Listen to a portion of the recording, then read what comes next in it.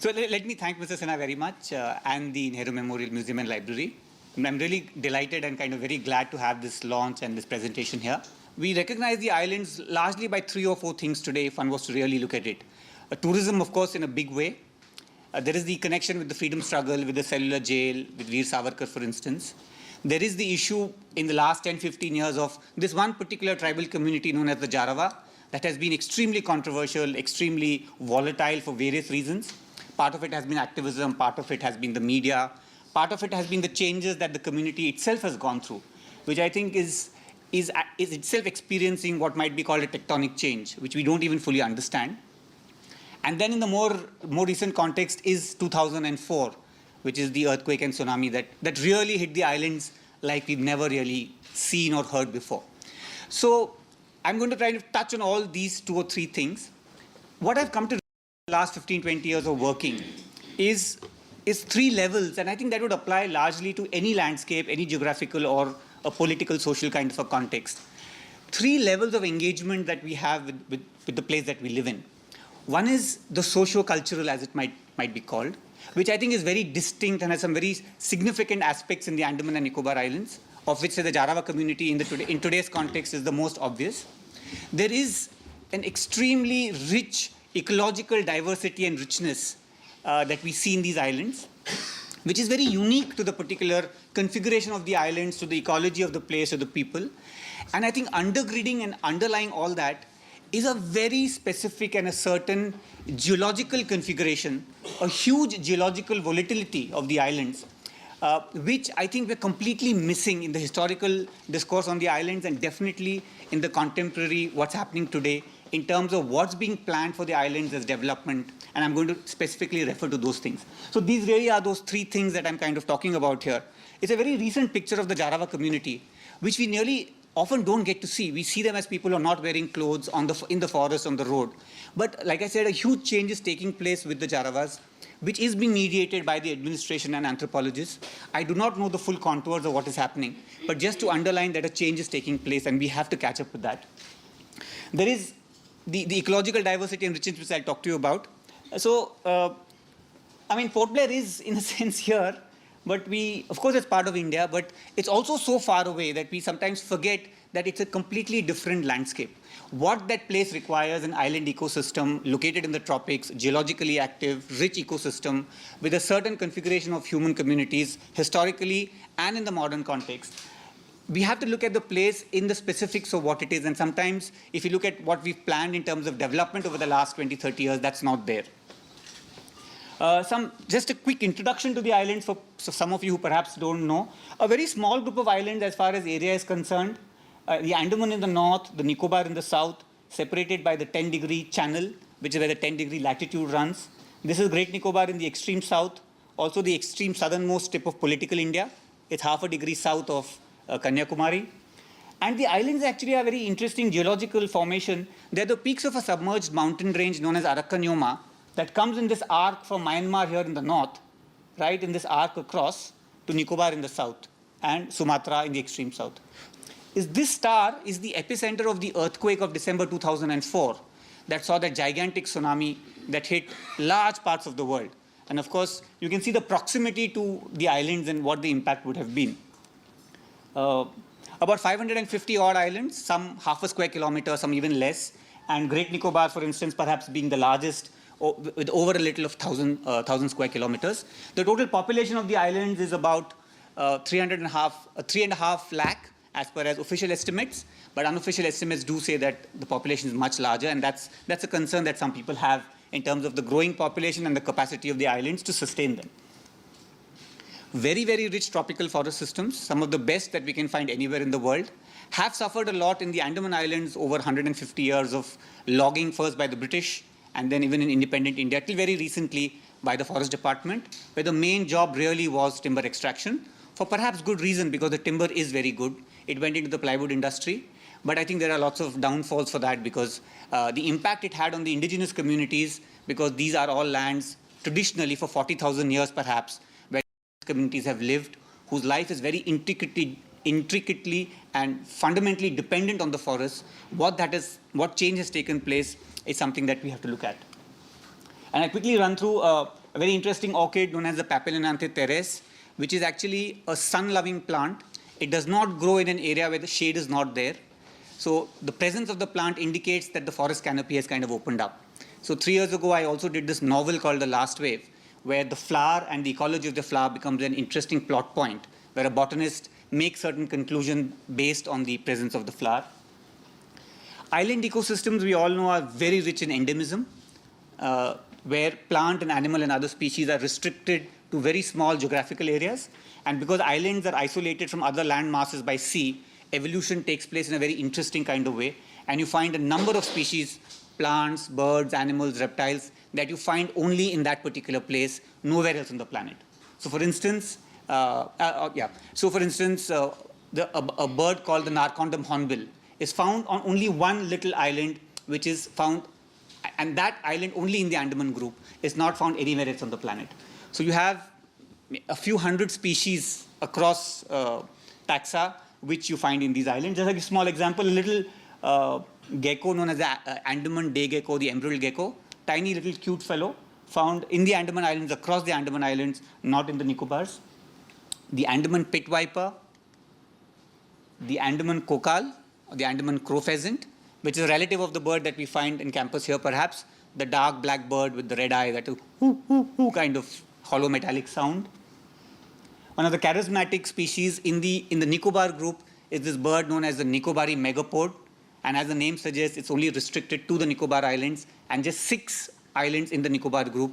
Was badly affected in the tsunami kind of context, but has recovered populations. But a charismatic kind of flagship species, if you consider in the ecological context. Another very interesting species, you don't see the bird here, but what you see in the hand is actually the nest of a bird. The nest of a bird known as the edible nest swiftlet. And as the name suggests, the nest of the bird is edible because it is made entirely from the saliva of the species. Bird's nest soup. So bird's nest soup. So, and it has a value of a few $1,000s per kilogram in the international market, very popular in Chinese medicine. And there's a very interesting dynamic of its being harvested from the wild, and that's why populations falling in the Andaman Islands. In the other parts of Southeast Asia, they've actually developed a technique to ranch the birds in houses, in rooms like this. So you can get the bird to complete the breeding cycle and then harvest the nest. In this case, actually, we see two strips of nests that have been taken out from the wild of a nesting bird. So, the bird is not allowed to complete its breeding process. So many, many interesting things like that. I really, of course, don't have the time to go into that. Mangrove species along the coastline, you can imagine 500 islands with the kind of coastline it has. Very rich ecosystem on the coast. Mangroves are very important ecosystems, supporting a huge variety of life on which a lot of human communities are dependent because, for instance, fisheries on which a large population of the world depends on mangroves and coral reefs for breeding, feeding, and stuff like that. You see in a mangrove system the fiddler crab, the mud skipper. If you ever go to the coast of Sundarbans or the Bhitarkanika, you will see these little finger-long things that are kind of jumping around all the time. Another amazing creature found across the Pacific, but in a few islands, couple of islands in the Andamans and in the Nicobars, is the robber crab, one of the largest crabs on the planet. It's twice the size of a human head. So it's really big, very powerful. The claws can, actually crunch a piece of steel. Supposed to be good meat. So it's eaten by the local people. It's also farmed in the Pacific Islands as a protein supplement. But one of those spectacular creatures you find there. And the other very interesting family of animals that you find in the islands are the sea turtles that come to nest on the island's beaches. So of the 7 species that we find on the planet, 4 nest in the Andaman and Nicobar Islands: the giant leatherback, the green sea turtle, the hawksbill, and the olive ridley. So this is a picture of the giant leatherback having nested in the extreme south in Great Nicobar and gone back to the sea. And it's really huge. So the local people there, the settlers, call it the tractor kachwa. So it's almost like a tractor has driven down the beach. And this really is a giant turtle. And I'll show you a picture here. So this is the female of the giant leatherback, which can grow up to 5 feet in length, can be about 400 kilograms in weight. And it really is a gentle giant of the oceans. One of the most vulnerable creatures for a various set of reasons, what we're doing to the coastline, to beaches, to climate change, etc., etc. And then a very, very rich marine life in these islands. One of the best coral reefs are still found in the Andaman waters, and a number of associated species, like the sea anemones you see in the picture.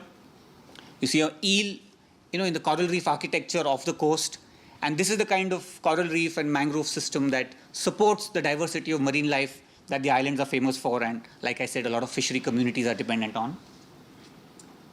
Jellyfish of very close to Port Blair. The Jarawa, which has been there for about 40,000 years, which has been at the heart of tremendous activism and issues in the last 15, 20 years.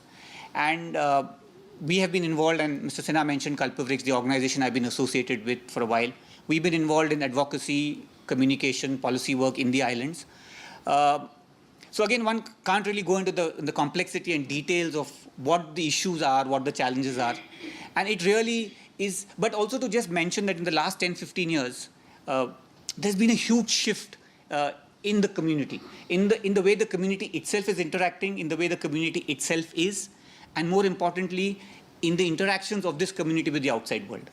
And I cannot think of any other word but tectonic, both metaphorically and otherwise. And I think all of us outside, in the media world, in the activism world, even in the administration, we are still stuck somewhere 10 years in the past. The world of the Jarawa has shifted from under our feet, and we've not calibrated up front and quickly enough. We don't have enough information. Administration is slow in releasing information. It's difficult from the world, from the outside, to get information. But even if we did, how do you calibrate? How do you reconcile, I think, our big challenges? But I want to go back in time a bit and kind of flag the issues where I got very interested and involved in.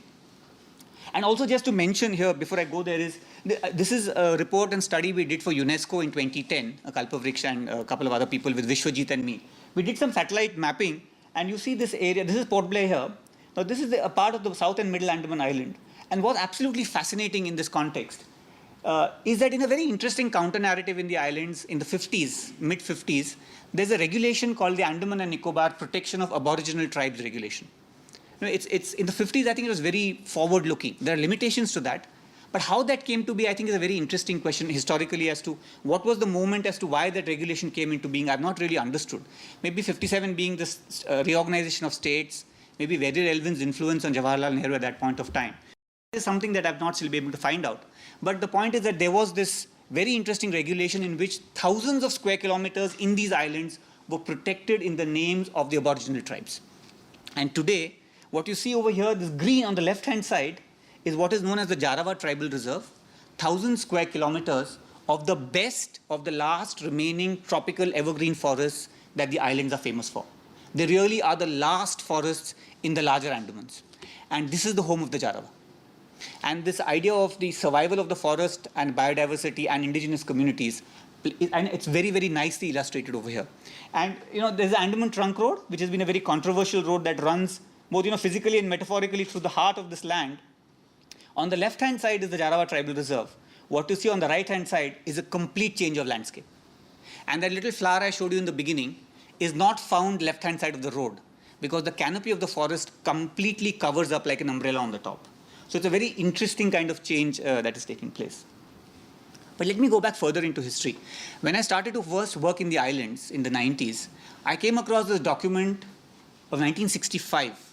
This is a report by the interdepartmental team on the Accelerated Development Program for the Andaman and Nicobar Islands. A little tiny report, one of 2 or 3 similar reports that in some senses set the agenda for what would happen in the islands. Not everything got implemented, but as a much younger person, I was extremely appalled at what I read in this report. And in some senses, it kind of fired me to say, something's wrong and we have to question, we have to change, we have to challenge something that are happening. So for one, there was a chapter called colonization. And I found the use of the terminology very interesting. In 1965, 20 years, we've not even been free as a country or a colony of the British for only about 20 years. And in a sense, we are still talking the language of colonization. And if you look at the text in more careful detail, one might argue it's not the same colonization as the big colonial powers kind of talked about. But the use of the terminology and what was planned does reflect a certain attitude and a certain position, which I think becomes very evident. It goes into some very problematic details. I'll show you some of those things. It goes into details and it talks about the Jarawas and etc., etc. And then it talks of the Andaman Islands as Jarawa infested. So the committee is not saying that they believe that the Jarawas are infesting the forests, but that local people and so the language is that the islands have come to be believed as Jarawa infested. And we are talking of a community that has been there for 40,000 years. The land that they are saying is infested is legally by Indian law in 57, I just mentioned, a tribal reserve. This is the land that these people live in, it belongs there. So this is the kind of thing that kind of set, I would argue, the tone for the development in the islands. Little Andaman, which is further south, an independent island, 750 odd square kilometers, the home of a tribal community known as the Onge. The same report, the entire island is a tribal reserve in 65 when the report is written. And here you see the kind of propositions that they are making for the development. So the report says this quadrilateral at the bottom should be clear felled. And we'll put timber industry, we'll put sugarcane plantations, we'll put horticulture plantations, we'll bring in people from mainland India and we'll settle them here. So the idea of, okay, the 60s, one can understand that biodiversity was not a concern. There was a certain notion of what development has to be. And within that, one might even argue that it is okay, although it's not okay. But again, complete ignorance and almost a violation of the spirit and the letter of the law that exists, that this is a tribal reserve that you just can't do anything that you want there. In Little Andaman, the home of the Onge, which was best Onge habitat for development kind of came in. And you can see the size of this timber that's been logged. There's a it's a full-grown elephant in the timber yard at Hut Bay. Large areas of forest were burned down because that was the best way to clear the forest for agriculture, for the settlers that were being brought in from mainland India. A lot of them were from former East Pakistan, what became Bangladesh, refugees then. So there's a very interesting dynamics and a complexity there. It's not a straightforward issue, but needs to be highlighted. The coastal defenses are removed, the mangroves are cut, the beaches are mined, the sea starts to move in, so we have to build a seawall. So you get into a vicious cycle of development and kind of progress. The Andaman Trunk Road that was built through the heart of the Jarawa forest, which became a very contentious issue, still a contentious issue. There was a Supreme Court order in 2002, and still there are issues with that road, some of which I discuss in the book. The Jarawa community, this is a set of pictures we even submitted to the Supreme Court. This is a 2003 picture, and like I said, the world has changed completely. So like I said, 1965 was one world, and what's happening? Have things changed a lot? And I will take, there are many examples. There's one example very recently, of which I also wrote in the Hindu just a couple of months ago, a plan of the Niti Aayog for the development of the islands. And what I want to just point out is, what I find a little disappointing is a complete ignorance and a complete non-accounting for either the cultural diversity or the ecological diversity or the geological volatility of the place, which I will talk to you about. So you have this report that is talking of a number of developmental projects in, again, like 1965, in those tribal reserves that we can't do anything without changing the law of the land, in areas that are very ecologically sensitive and in areas that are hugely active seismically. And this report, for instance, I found it quite striking. The example that you see, this is from that report. These are the islands of Dubai, the coconut tree islands that have been made. So this is an example that the report is actually suggesting as maybe what we can do, not aware at all of what the realities of the islands are. That same island of Little Andaman in 1965, that committee said we'll clear fell the forest. In 2016, another committee is saying this is a huge proposal for a tourism project here. I don't have an idea of what numbers they're talking about. They're talking of a harbor here. They're talking of all of this. A lot of this, for instance, is in the heart of tribal territory. And this document does not even mention that there is a law like that or something of this kind. And that is a very disappointing thing. It's not recognizing the reality of the place. It's either ignorant or in very stark violation. And I don't understand which one is worse. And what is really the last point that I want to undergrade is we are, I think, in some senses, we've forgotten that the islands are one of the most volatile regions geologically on the planet. They are part of what is known as the Ring of Fire, one of the most geologically active zone along the Pacific. So you have this little kind of thing going off. You have Great Nicobar here, you have Sumatra here. What you see, the triangles here are the big earthquakes. So the islands are located in a place where there are earthquakes on a regular basis. And both Marshall Roy and Mr. Sinha would know. They happen on a very, very regular basis. Since 2004, and I'll show you some graphics, there have been so many earthquakes. There have also been tsunamis in that landscape. Are we accounting for that reality? I think it's not happening, and that's what you see historically in the development plans and what you see now, which is the flux that I'm talking about. So the people are changing. The ecology is also extremely fragile and challenging, and there is other reality that actually is what the islands are. So what happened in the Andaman and Nicobar in 2004, which is not a very well-known fact, is if you look at my hand, if Andaman's in the north, Nicobar's in the south, Port Blair roughly has a pivot in the middle, immediately, almost roughly with the earthquake, the Andaman saw an uplift of about 4 feet, permanent uplift. Parts of the Nicobar saw a permanent subsidence of about 15 feet, instantly. So what you see there, for instance, these are ISRO maps. This is 21st of December, and this is 26th of December, the day of the tsunami and the earthquake. So we know the islands for the tsunami, but actually it's a combination of the earthquake and the tsunami that caused the damage. You see the island of Kachal, you see the yellow circle. This area, which is all land on 21st of December, is all underwater 4 days later. The land has just gone under. Similarly, the little island of Trinket, which everybody said split into 3, it split because it had subsided, it had gone under. So low-lying areas got submerged with water. Now this is going to happen all the time. So there is a very interesting account by M.V. Portman in 1899 in his book called The History of Our Relationships with the Great Andamanese. He talks of a Great Andamanese story of how they came to be. And in that, the Great Andamanese, which is another tribal community there, talks of the Great Flood. They talk of a great subsidence. They talk of a lot of people being washed away. And if you read that passage and you did not know who was writing it, it could well be an account of what happened in 2004. Because if you look at contemporary accounts, the language is almost the same. So this is the reality of the place. So in the Nicobars, for a few years when we were traveling, you see a wall of brown around the islands because the coastal forest has submerged and what's obviously supposed to be above land is gone. So the forests are slowly dying, then they die and they collapse and they fall off. This is Great Nicobar from the inside. So again, agriculture plantations, coconut plantations, you see some casuarina, all of which was supposed to be above land is permanently underwater. This is what happened on the other side. This is the Andamans, where we saw uplift. Now this is a picture I had taken in February of 2005 in the north on the west coast of an island called Interview. So these are 11 pictures of the entire panorama put together. And you can see a coral reef. These are 4 and 5 feet boulders, which are permanently underwater, have now come permanently above water. So the entire landscape, the entire coastline changes. We actually require a new coastal regulation zone because what is high tide has completely changed. Now this is the reality that this place is experiencing all the time. And ecologically it's very interesting because what is the forest in the background and what is the coastline will change. There are beaches here that the turtles have been using for nesting. These coral reefs are going to fill up with sand.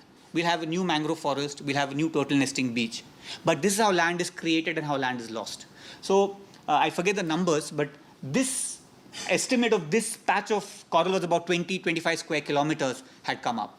So if you look at statistics, you can actually see how much land was created and how much land was lost. So it's a constant game that's kind of going on.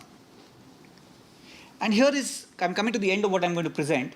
Here is a graphic of about, I think, 4 or 5 years after the tsunami of 2004. And you can see why the islands are in such an interesting place. The Sunda Plate, the Eurasia Plate, the India Plate, the Australia Plate. And the islands are at the kind of junction of all these massive plates of the planet. And you see the yellow dots here. You don't see the islands below that because these dots are the epicenters of earthquakes that have happened in the Andaman and Nicobar waters between 2004 and 2008. It's a place that's constantly shaking all the time. And I want to, in this context, I must kind of, in 2009, there was a defense seminar in Port Blair and where former President Kalam was there. And in his vision of the islands, in this context, one of them was a 250 megawatt nuclear power station. And I mean, it's difficult to understand. I don't know.